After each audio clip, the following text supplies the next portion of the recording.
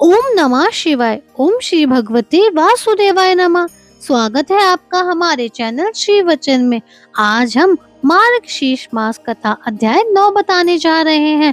यमदूत कहने लगे, मध्याह्न के समय आया अतिथि मूर्ख पंडित, वेद पाठी या पापी कोई भी हो, ब्रह्म के समान है।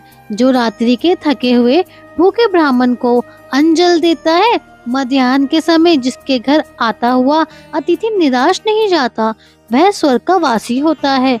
अतिथि बराबर कोई धन संपत्ति नहीं है। बहुत से राजा और मुनि अतिथि सत्कार से ब्रह्मलोक को प्राप्त हुए हैं। जो एक समय आलस्य से भी अतिथि को भोजन करा दे, वह यमद्वार नहीं देखता। केसरी ध्वज से वैवस्वत देव ने कहा था कि जो कोई इस कर्म भूमि मृत्युलोक से स्वर्गलोक जाने की इच्छा रखता है, वो अन्न का दान करे।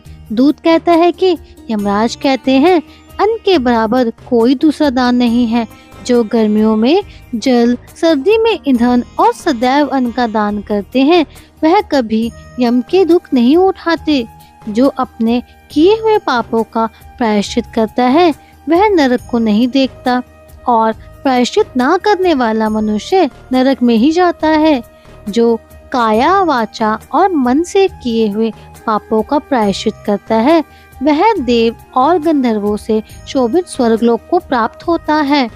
जो नित्य ही व्रत, तप, तीर्थ करते हैं और जितेंद्रिय हैं, वह भयंकर यम को नहीं देखते। नित्य धर्म करने वाला दूसरे का अन्न, भोजन और दान त्याग दे। नित्य स्नान करने से बड़े बड़े पाप का नाश होकर यम को नहीं देखता। बिना स्नान पवित्रता कैसे हो सकती है? जो मनुष्य पर्व के समय चलते जल में स्नान करते हैं, वह बुरी योनि नहीं पाते और ना ही नरक में जाते हैं। माघ मास में प्रातः स्नान करने वाले मनुष्यों को नियम पूर्वक तिल, पात्र और तिल कमल का दान करना चाहिए।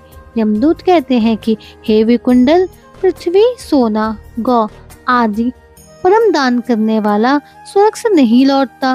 बुद्धिमान पुण्यतिथियों, व्यक्तिपात, संक्रांति आदि को थोड़ा सा दान करके बुरी गति को नहीं प्राप्त होता।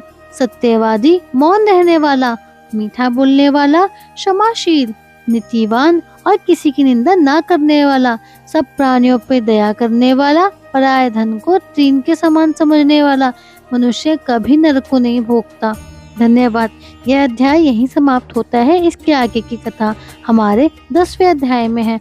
अगर आपको वीडियो पसंद आई तो वीडियो को लाइक करें, शेयर करें और हाँ, सब्सक्राइब जरूर करें हमारा चैनल श्री वचन।